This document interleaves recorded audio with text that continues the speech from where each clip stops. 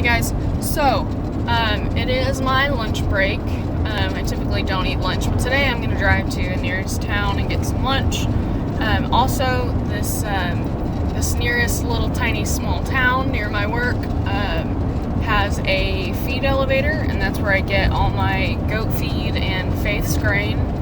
One of my big horses eats grain because she's a thoroughbred and hard to keep weight on. So I am driving over there to get some hay pellets. They call them hay saver pellets, this particular elevator, because they're like soy hulls and timothy and alfalfa. So they are designed and intended to stretch the horse's forage so that they don't have to eat as much hay or pasture. And I have to do this because right now we have not gotten a whole lot of rain lately, and my pastures are looking not great. And I've posted about the way I manage my property pasture-wise in the past, but a brief rundown is I have the big horses. The big horses are really the ones that I have to manage the pasture for, because the minis are just on a dry lot, because they can't eat a lot of pasture. They'll get way fat. So I have the big horses split into twos. I have 2 mares, 2 geldings, 2 boys, 2 girls. So each pair has 3 different pastures that I rotate them through, and they're about a third to half of an acre each. So they spend 1 week on one pasture, and then I move them to the next pasture, and I mow the pasture that they just came off of, so that it's all the same height, so that it grows back evenly. But you never want to graze your pastures down past a typical general height of about 4 inches.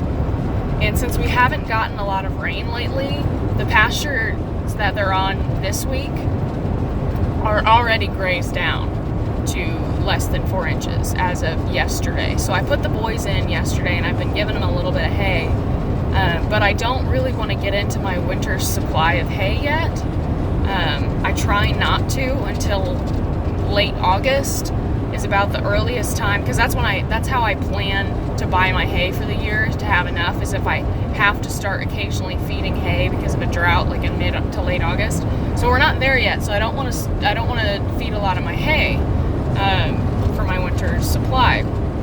So what I'm going to do is go get some hay saver pellets to kind of stretch that. So they'll still go out on pasture probably in the evenings after I get off work, but then I'll put them away, give them hay and some of these pellets so that they don't overgraze my pasture. Now, doing this, what I'm doing is the most expensive option short term, because each bag, it's like $9 a bag for a 50-pound bag of hay saver pellets, and each bale of hay is about $6 a bale. So this is the most expensive option.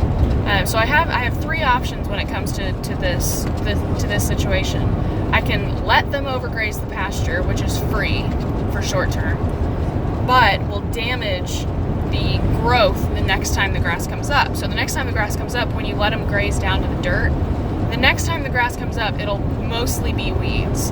And that's what happened with the previous owners of the house. They let the horses graze down to the dirt, and I've spent the entire time that I've owned the property, so over a year, trying to maintain and get back some of the pasture quality, and it's been really difficult, and there's still a lot of weeds, which is why I got the goats. But that option is free short term, but the most damaging long term. The second option is to just feed hay. Keep them in, feed them hay, not get any hay saver pellets or anything, just feed them hay, which is the lesser expensive option than what I ended up doing, because like I said, hay is about $6 a bale.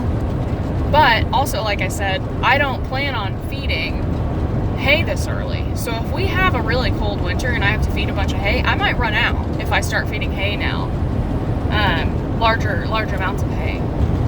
So less expensive than what I'm doing, but more expensive than just letting them graze. but it would be fine. There's no long-term effect of that except for potentially running out of hay this winter. So the third option is what I'm doing. It's the most expensive. I'm going to go get some hay saver pellets, feed them that in the short term until we get some rain. So we're supposed to get some rain the next 3 to 4 days. So I'm going to let it rain, let the grass start to come back up, and then hopefully in 5 or 6 days they'll be able to go back out on pasture. So this will be a very short-term thing, so I'm not worried about having the horses lose their long stem forage. So hay saver pellets and alfalfa pellets and all that, without getting too far into like horse nutrition dietary requirements, but horses need long stem forage, meaning like 3 to 4 inches of stem length for intestinal health. So these pellets are not going to do that. They're not going to fulfill that requirement for them. But in the short term, it's fine. For 5 or 6 days, it's no problem. And they'll be able to stay healthy, meet their dietary requirements, and let the pastures regenerate. So that's the plan. So we'll see what the weather brings. Hopefully we get the rain that we're talking about, or that the weather folks are talking about. So we'll see.